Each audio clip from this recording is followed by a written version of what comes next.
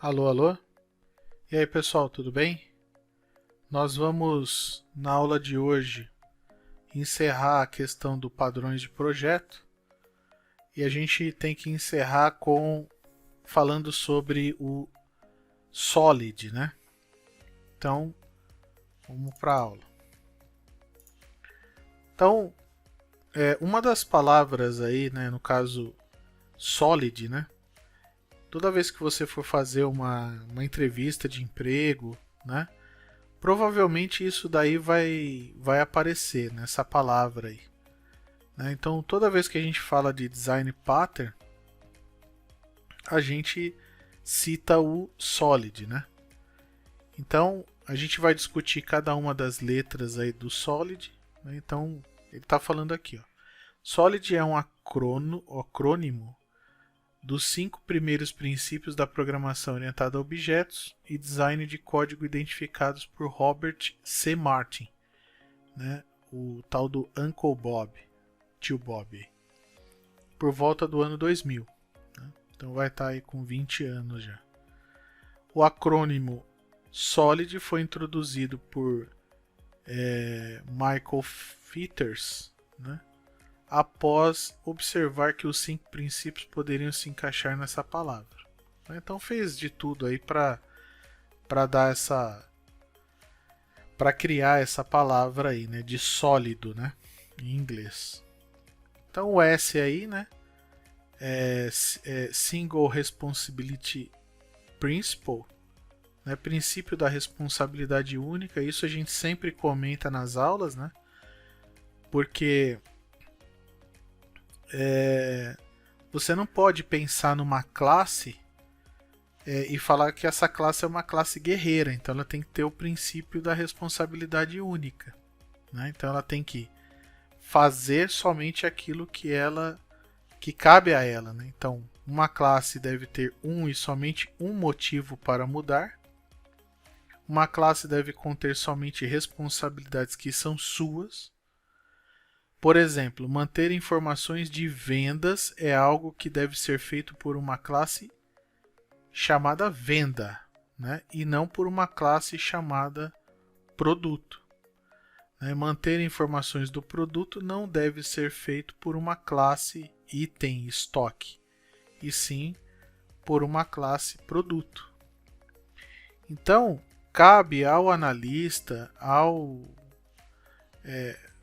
que está fazendo a análise do projeto, ele tem que entender das responsabilidades de cada classe, né? Produto, pedido, né?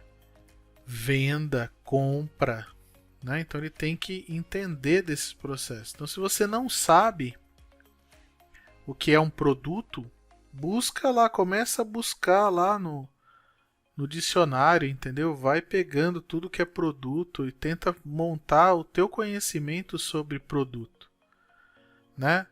E aí sim você vai conseguir fazer uma boa classe de responsabilidade única. Então ele fala aí, né, que esse Single Responsibility Principle é um dos mais importantes princípios do Solid, deve ser aplicado para obtermos classes mais coesas e de baixo acoplamento. Esse é o tipo de princípio que todo código orientado a objetos deveria possuir.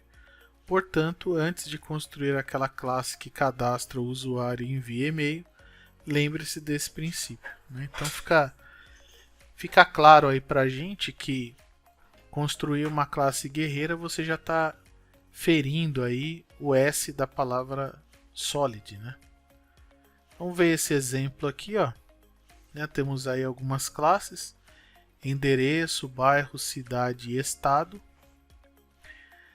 Então, se você, por exemplo, está acostumado a colocar cidade, bairro, endereço dentro de uma classe chamada endereço, né, você já vai olhar aqui que a situação funciona de forma diferente. Né? Então, aqui, ó, todos os atributos estão encapsulados em propriedades, não estão expostos para acesso direto. Né? Então, aquela história do private, né? Ou private. O endereço é uma única classe composta por classe bairro, que é composta pela classe cidade, que é composta pela classe estado. Você percebe aqui que está fechado, tá vendo aqui, ó? Por quê? Porque não existe cidade sem bairro, né? E não existe bairro sem cidade. Não existe cidade sem estado e não existe estado sem cidade. Então isso daqui já comprova que eu tenho uma composição. Ou seja, se eu olhar para o endereço, a classe, como ele é uma composição, é como se tudo isso daqui fosse uma única classe. Ó. Porque estão todas compostas. Então ele fala aqui, ó. Cada classe possui apenas uma responsabilidade e o processo se dá através de relacionamentos de composição. E havendo a necessidade, outras classes além de endereço podem utilizar recursos das classes bairro, cidade e estado, pois esses conceitos não estão inseridos diretamente através de atributos no endereço. Né? Por quê? Porque você não tem o atributo cidade aqui, ó, ligado a endereço. Né? Você tem bairro, mas cidade e estado você pode até usar para outra coisa, se você quiser, porque ela está sozinha, né, digamos assim. Bom, o princípio aí a letra O, né, de OCP, Open Closed Principle, né, então o princípio do aberto e fechado. Então você deve ser capaz de estender um comportamento de uma classe sem modificá-lo. Né? Entidades de software, classes, módulos, funções devem estar abertas para extensão, mas fechadas para modificação. Software é evolutivo, raramente um software é feito uma vez e nunca mais será modificado. Sendo assim, onde esse princípio tenta chegar? Né? Então ele fala aí da extensibilidade. É uma das chaves da orientação objeto. Quando um novo comportamento ou funcionalidade precisar ser adicionado, é esperado que as existentes sejam estendidas, né? Que as classes existentes sejam estendidas e não alteradas. Assim, o código original permanece intacto e confiável, enquanto as novas, né, são implementadas através de extensibilidade. Né? Então, você vai sempre criar uma classe, né, e essa classe você precisa fazer alguma modificação, você estende a classe, né? E nunca modifica a classe, né, em si. Criar um código extensível é a responsabilidade de um desenvolvedor maduro. Né? Você vai pegar um cara sênior aí, com 10 anos de experiência na cabeça, e aí sim ele vai ver o porquê que a gente está falando sobre princípio Open Closed. Né? Então fazer de novo, né? Fazer um software com uma única classe, sem chance. Né? Fazer software com classes responsáveis, beleza, slide anterior. Nesse slide, além de você fazer classes com responsabilidade única, você ainda tem que fazer o quê? Essa classe ela tem que ser estendida. Né? Muito bem, então aí tem um tipo de classe. Né? É uma classe de débito em uma conta que valida o tipo da conta para aplicar a regra de negócio correta para conta corrente e para conta poupança. Né? Agora vamos supor que surgiu um novo tipo de débito em conta investimento. Logo, seria necessário modificar a classe. Qual é o problema de um if a mais? Né? Então isso aí a gente discutiu amplamente no começo da disciplina. Então, lá, se modificarmos a classe colocando mais um if de validação, além de ter que substituirmos esta classe na publicação da nova versão, corremos o risco de introduzir alguns bugs em uma classe que já estava funcionando. Né? Então, aí você olhou para o cara falou, só pôr mais um if aí. Né? Você já tem que ficar ali esperto porque alguma coisa está errada, não tem planejamento. Além de ter que testar todos os tipos de débito de conta, um bug introduzido nessa modificação não pararia apenas o débito em conta investimento, mas poderia causar que todos os tipos de débitos parassem de funcionar, né? Então, não queremos isso. Na verdade, queremos ter o mínimo de trabalho possível e maior garantia de qualidade. Então, você que viu aí engenharia de software, né, tem uma visão mais ou menos aí do que é uma boa engenharia de software, né, deve primar pelo reuso e pela qualidade.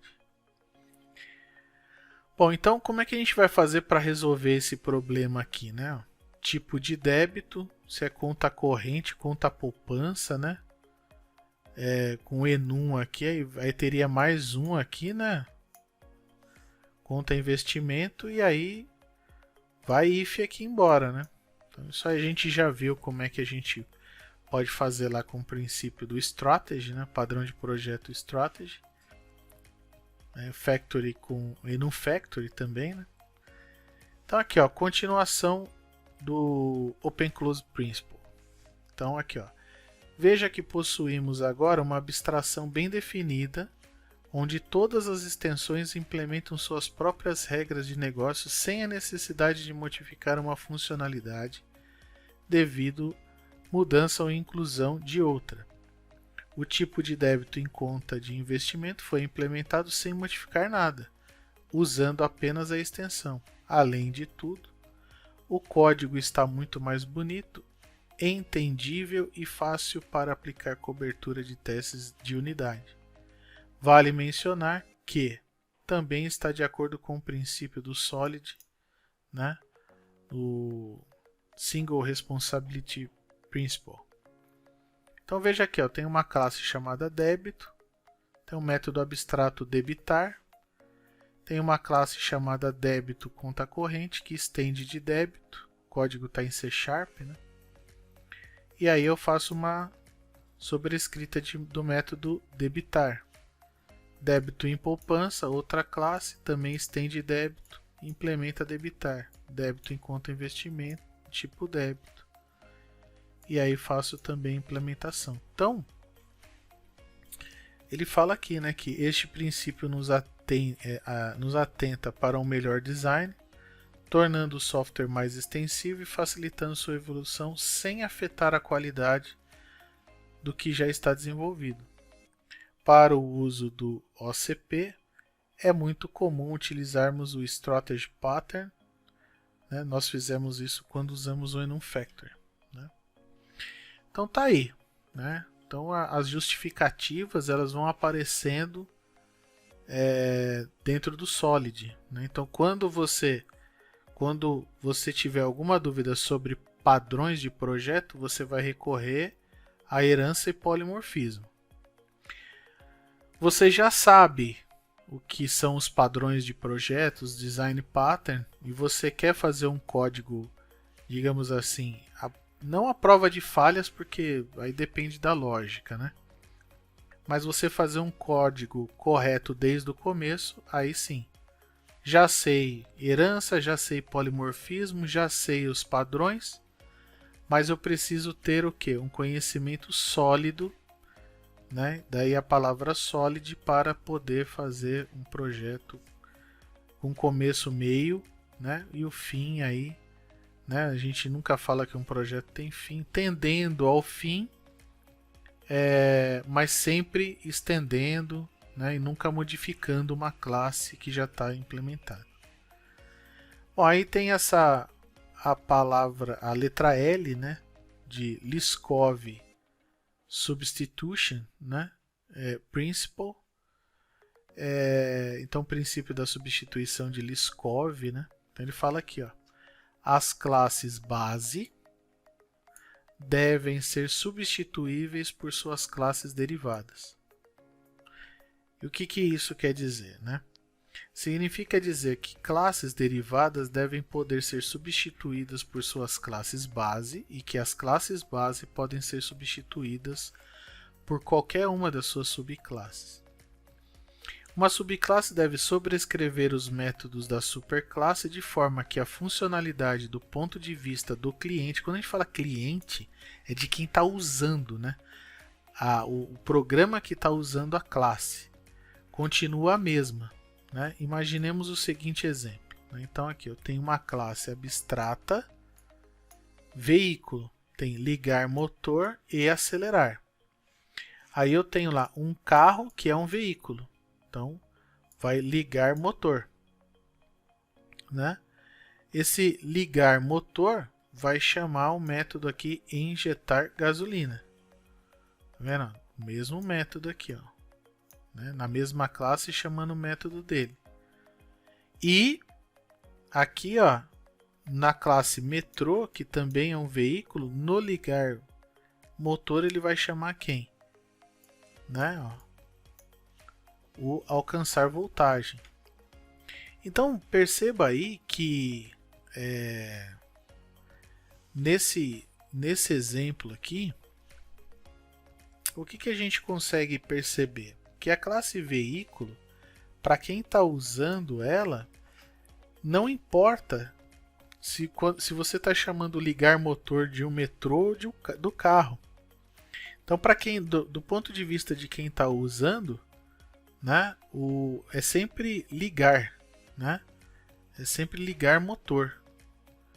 Então a classe mãe, né, pode ser substituído pelas filhas e as filhas pela mãe, né? Então daí que vem esse Liskov aí, né? Porque eu estou usando aí, estou fazendo carro, metrô, ônibus, trem, né? Tudo é veículo. Né? Então eu usei o método ligar motor para todo mundo, independentemente se o processo que vai ligar o motor é diferente, né? Mas ligar motor tanto faz o veículo, né? Sempre vai ter o ligar motor. Então aí, ó, uma classe cliente deve ser capaz de usar qualquer uma das duas implementações, desde que a classe cliente seja capaz de usar a classe veículo, né? Então aí, ó, temos aí o veículo, né? Implementação é um método veículo, um construtor aqui, e temos a classe, o método motorista que recebe um veículo, né? Então na hora que eu construo o motorista, veículo é igual a veículo. Né? Vínculo que pode receber tanto uma instância de metrô quanto de carro. E aí dirigir, né? Ele liga o motor e acelera. Então aqui você não tem como você saber qual é o veículo que ele está, digamos assim, sendo motorista, né? Ele simplesmente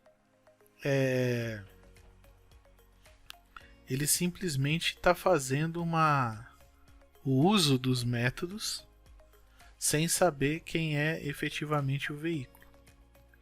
Então a conclusão aqui, o princípio da substituição de Liskov nos mostra que devemos tomar cuidado ao fazer uso de herança. Devemos verificar se o polimorfismo faz mesmo sentido, ou seja, se qualquer subclasse pode ser utilizada no lugar da superclasse. Caso não, significa dizer que a herança está sendo utilizada da forma inadequada, né? Então perceba sempre esse exemplo aqui, ó. Veículo, não importa se ele é carro ou metrô, eu vou ligar e acelerar, né? Carro pode ser veículo? Pode. Metrô pode ser veículo? Pode, né? Então aí sim você está usando bem a questão da herança. Bom, aí a gente vai para a letra I, né? Interface Segregation Principle, princípio da segregação da interface. Isso também a gente viu em aula, né? Muitas interfaces específicas são melhores do que uma interface única. Então, aquilo sempre que eu falo, o seu código ele sempre tem que estar na horizontal, né? Nunca na vertical. Você tem que ter muitas classes e pouco código dentro delas. Assim você consegue fazer, você ter uma visão do todo aí de uma forma bem tranquila, né? Então eu tenho aqui uma classe abstrata chamada funcionário, que tem salário base, cargo e nome, né?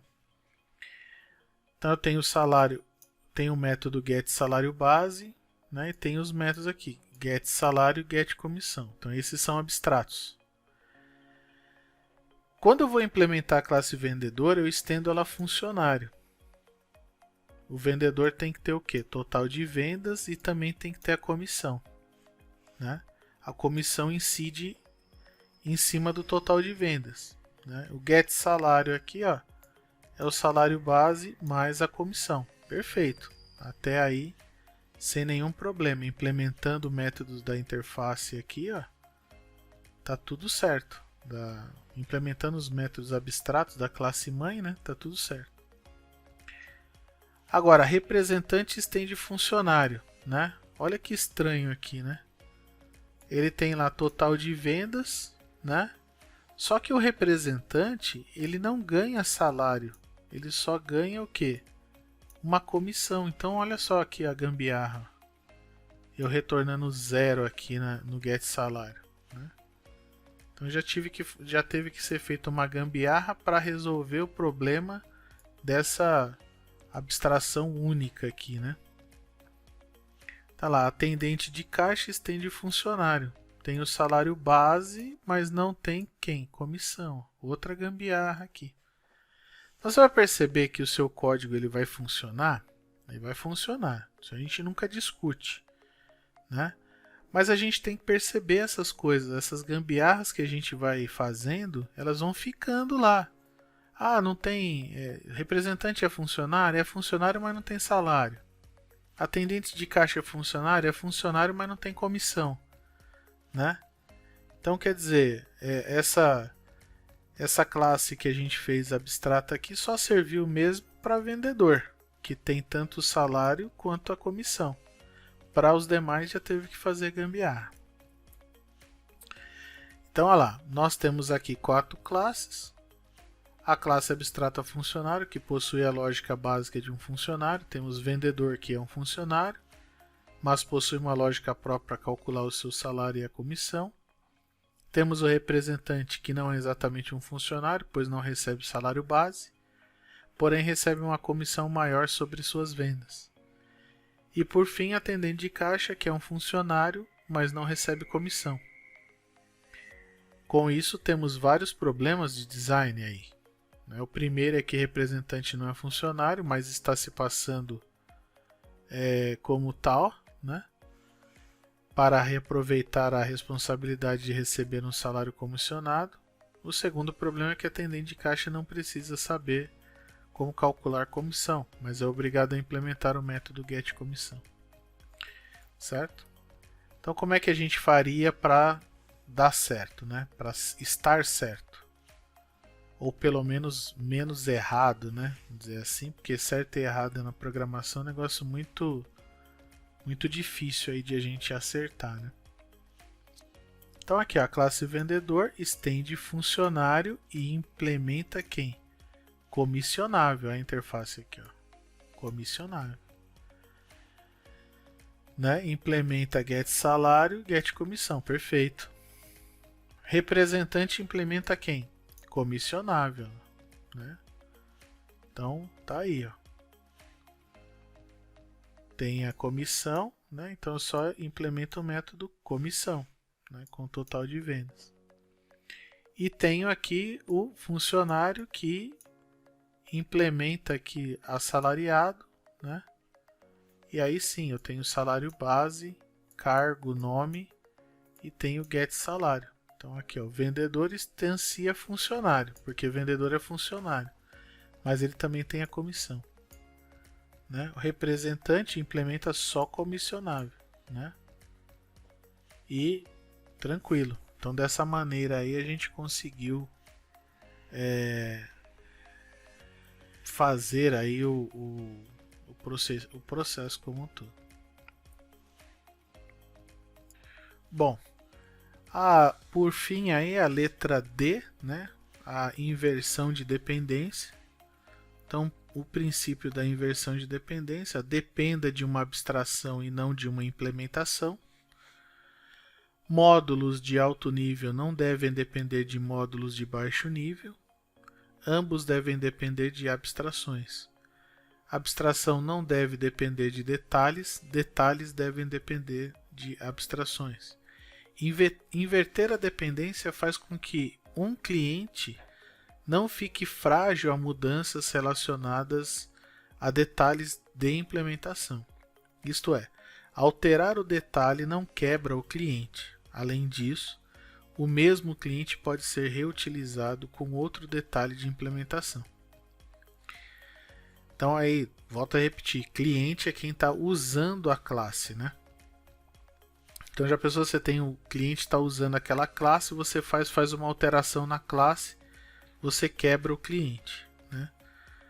Então o código do cliente fica lá todo, não funciona mais. Então aí eu tenho um exemplo aí, né? Uma classe chamada botão. Tenho aí um atributo lâmpada, né? E tenho aqui o método acionar, né? Então if condição, né? Lâmpada.ligar, né? Então aí, se ela estiver desligada, ela liga, e se ela estiver ligada, né? Ela não faz nada, nesse caso aqui. Então lá, o design acima, né? Acima não, do lado aqui, né? Viola, né? A sigla DIP, uma vez que o botão depende de uma classe concreta lâmpada, ou seja, a classe botão conhece detalhes da implementação, ao invés de termos identificado uma abstração para o design. Que abstração seria essa? A classe botão deveria ser capaz de tratar alguma ação e ligar ou desligar algum dispositivo, seja ele qual for, uma lâmpada, um motor, um alarme, né? Então tá lá, ó.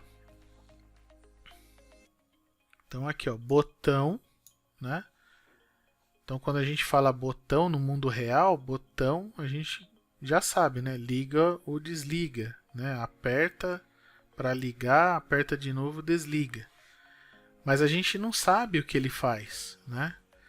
Então qual o dispositivo que ele liga? Aqui a gente falou que ele só serve para ligar a lâmpada, né? Então agora aqui, ó, o botão está fazendo o quê? Ele vai acionar a condição, olha lá, dispositivo.ligar, né? Aí eu tenho uma interface chamada dispositivo com dois métodos, né? Ligar e desligar. Aí eu tenho a classe lâmpada que instancia e faz a implementação de dispositivo. E eu tenho ligar, liga a lâmpada, desligar, desliga a lâmpada. Então quando eu fizer a classe agora botão, eu tenho um dispositivo que eu vou mandar para ela. E esse dispositivo, se for lâmpada, vai ligar, mas se for motor, também vai ligar, né? Tá lá, o princípio da inversão de dependência é um dos pilares para a boa arquitetura de software focada na resolução do problema e flexível quando há detalhes de implementação, como banco de dados, serviços web, leitura e escrita de arquivos, né? Este princípio reforça que a abstração está mais relacionada com o seu cliente do que ao servidor, a classe que realiza a abstração, né? No exemplo ilustrado ao lado, o dispositivo, a abstração está diretamente ligado ao cliente, botão. Sua implementação lâmpada é um mero detalhe, né? Então, independente se eu tenho lâmpada aqui, ó, poderia ter uma classe aqui motor, que também iria implementar dispositivo, método ligar e desligar, né? Quando eu chamasse o botão, eu passaria o dispositivo para o atributo dispositivo e tudo ia dar certo, né? Tudo vai funcionar normalmente. Então aí sim eu consigo ter uma representação de botão, e esse botão então ele vai ligar ou desligar qualquer dispositivo. E aí eu usei aí a dependência, esse padrão aí de inversão de dependência, né? Aí beleza, né? Então ok, mas se eu não aplicar esses princípios, o que acontece? Então isso é uma pergunta que você pode fazer aí, ó. Será que ser programador é fácil, difícil? Tenho que seguir regra? Não tenho? Né? O que importa é que roda. Né? Esse tipo de situação aí, quando você começa a viver, né? Começa a ter esse sentimento do tipo, o que importa é que rodou, né? Então ou você tá na profissão errada, né? Ou você está começando, né? Porque se você tiver experiência e gostar daquilo que você faz, provavelmente você está vendo vantagem aí em utilizar o Solid. Então a repetição do código, ou seja, uma simples alteração deve ser replicada em vários pontos diferentes da sua aplicação. O código sem estrutura coesa ou padronizada. Rigidez e fragilidade, ou seja, qualquer alteração provoca uma cascata de operações ou falhas em várias partes do sistema. Dificuldade na execução e criação de testes. E não reaproveitamento, ou seja, nenhuma ou quase nenhuma funcionalidade pode ser reaproveitada para outros sistemas, né? Então, se você entende o que é o Solid, né? Então aqui é o contrário de tudo isso que a gente falou aqui. Aí sim você vai visitar aí essa sigla Solid, vai lembrar desses 5 princípios, né? E aí sim, né? Vai lá no Single Responsibility, Open Closed, né? Substituição de Liskov, Interface Segregation, vai fazer. E por último, o D aí da a inversão de dependência, certo? Então, para quem seguiu as aulas até aqui, viu vantagem.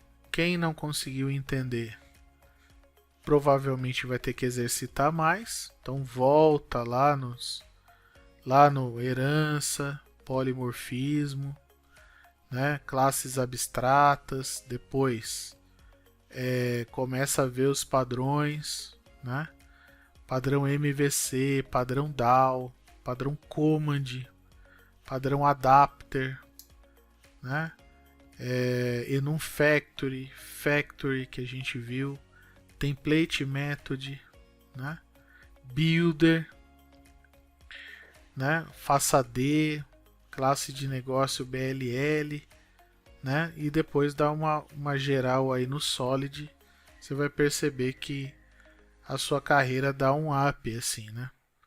Agora é com vocês aí, tá certo? Bom, fiquem bem aí e até a próxima.